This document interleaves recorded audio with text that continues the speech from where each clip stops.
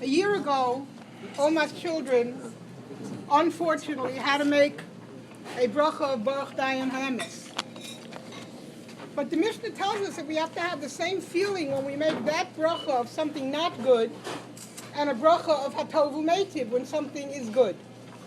And somebody once went to the Mezrich Rav and asked him, how is it possible? How can you have a good feeling to make a Hatovu Meitiv and the same feeling when you make a Baruch Dayan Haemes? So he sent him, the Mezrich Rav sent him to his shamus. And the Talmud was really very insulted because he came to the Rav for the answer. Instead, he sent him to his lackey, the second string, as we would say in baseball or in football. And he goes down and he sees Reb Zusha, the shamus, washing out his only clothing, holding a fishing pole in his hand, still trying to catch fish for Shabbos. And the man is obviously poor. And he couldn't understand, why did the Rav send me to him? And so he asked him the question, the kasha, and said, could you answer it for me? And Reb Zusha looked at him and said, it's how you perceive things.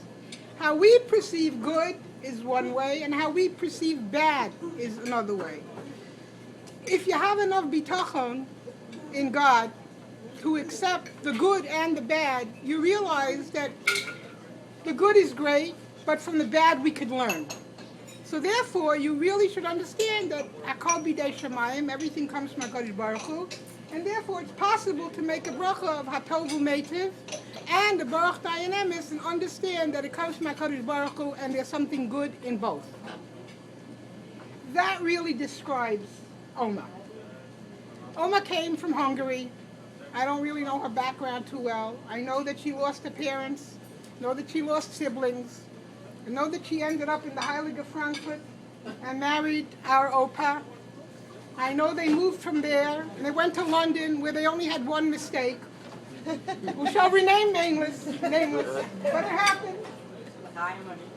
And they came to America where Opa fulfilled his dream of not his parnasa, not his bakery, but being among his kehillah and his surrogate father, Rav Breuer. And they built the Bayis Nemon B'Yisrael. When the kids cleaned out the apartment, when you went into the apartment, you didn't see ashiras, you didn't see richness, you didn't see greatness, you didn't see, you didn't guess for whatever was left. You didn't go into Oma's closet. You didn't go into Oma's closet and say, "Oh my God," because that was Oma. Oma knew how to weld together the good and the bad, and somehow she got through it. She lived through a very difficult time. She had 4 children and raised them. We'll put it that way. And did a pretty good job. How did she do a good job? You look at everybody sitting here today. You look at the grandchildren. You look at the great-grandchildren. And that's Oma's legacy.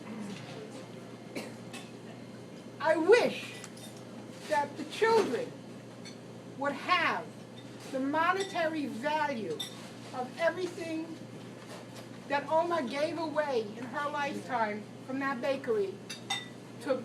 She didn't ask you, were you poor, were you not? You came to her, you asked, and you got.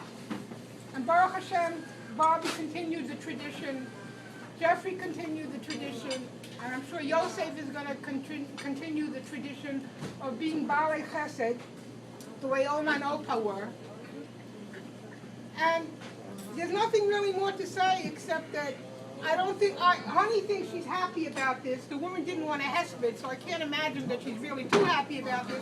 She's probably screaming and yelling about this. But nevertheless, but we should all, Oma and Opa should be Melitza Yosha for all of us.